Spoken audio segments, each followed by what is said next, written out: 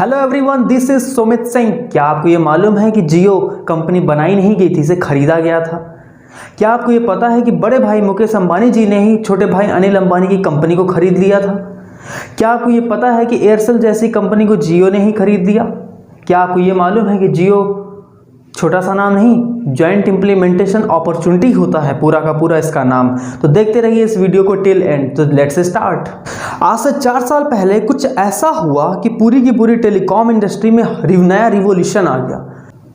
जी हाँ, मैं बात कर रहा हूँ रिलायंस जियो की। श्री धीरू भाई अंबानी जी की डेथ के बाद उनके बड़े बेटे और छोटे बेटे यानी मुकेश अंबानी और अनिल अंबानी के बीच काफ़ी वैचारिक मतभेद हो गया, जिसके चलते सन 2005 में रिलायंस इंडस्ट्रीज़ का डिवीज़न करना पड़ा।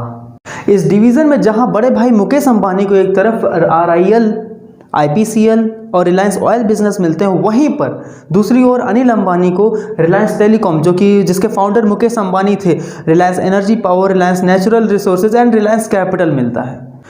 कर लो दुनिया मुट्ठी में। क्या कर लो दुनिया मुट्ठी में कुछ याद आया? याद आ गया होगा आपको वो टाइम जब रिलायंस ने पहली बार मोबाइल फ़ोन में सबसे सस्ते कॉल रेट्स ला करके रिवॉल्यूशन ला दिया था।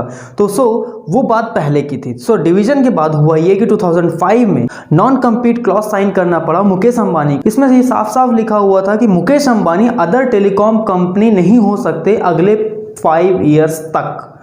2010 में जैसे ही नॉन कम्पीट क्लॉज एक्सपायर कर जाता है, वहां से शुरू होती है जर्नी रिलायंस जियो की। और यहाँ मुकेश जी ने देखा मौका और मारा बाउंड्री लाइन चौका, और उन्होंने 9 जून 2010 को IBSL Infotel broadband service limited company को 96% स्टेक खरीद कर 96% स्टेक लेकर 4800 करोड़ रुपए में उस कंपनी को खरीद लिया। IBSL का नाम बदल के अब ये बन चुकी थी RJIL, मतलब रिलायंस जियो इन्फोकॉम लिमिटेड।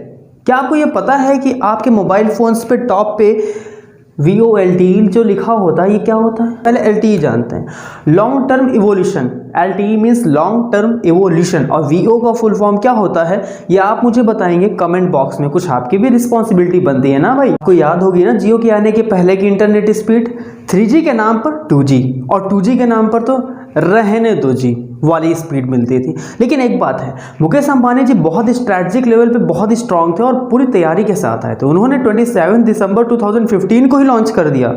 अब आप सोच रहे होंगे ये तो 2016 में आया।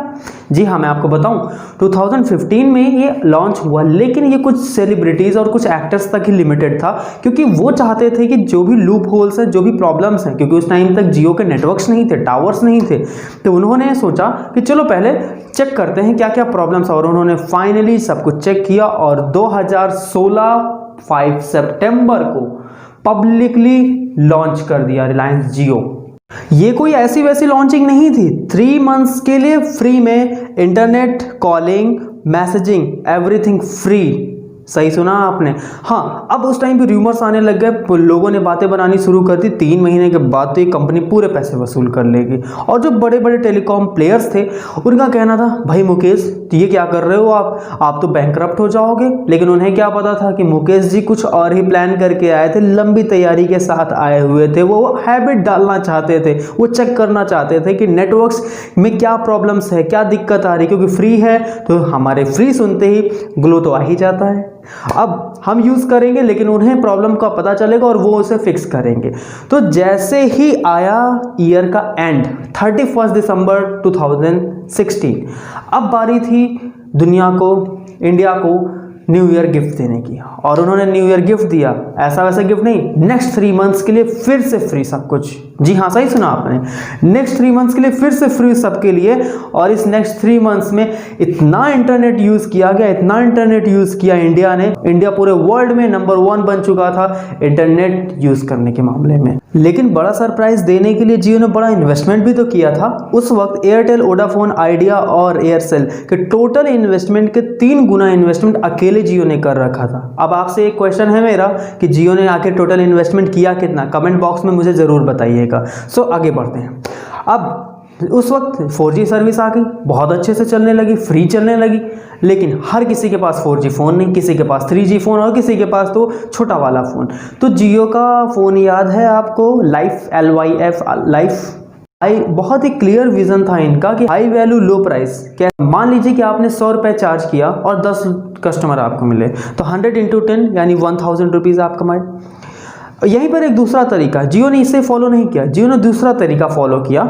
ये तरीका कुछ अलग था। इन्होंने क्या किया कि 10 रुपीज़ चार्ज रखा और कस्टमर बढ़ गए 100, क्योंकि भाई अब बेस्ट क्वालिटी मिल रही है, अब बेस्ट क्वालिटी के साथ साथ रेट भी सस्ता है। सो 10 रुपीज़ और 100 कस्टमर्स, रेवेन्यू आया 1000। लेकिन जब कस्टमर ही आपके लिए ब्रांडिंग का काम करेंगे, अरे सुनो जियो बहुत अच्छा है फ्री में दे रहा है, अरे सुनो जियो बहुत अच्छा है फ्री में दे रहा है, ये सुन करके माउथ कन्विंसिंग से ही ऑटोमेटिक जियो का एडवर्टीजमेंट हो गया।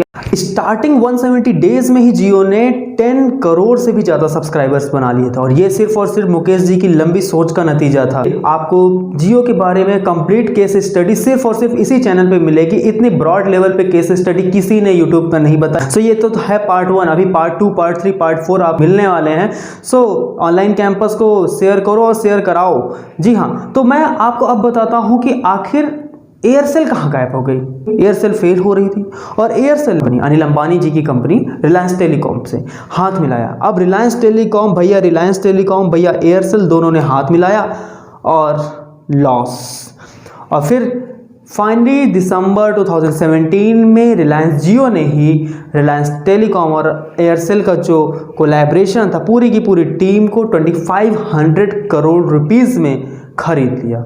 तो मार्केट से रिलायंस टेलीकॉम खत्म, टेलीनॉर खत्म, एयरसेल खत्म, और बचे कौन?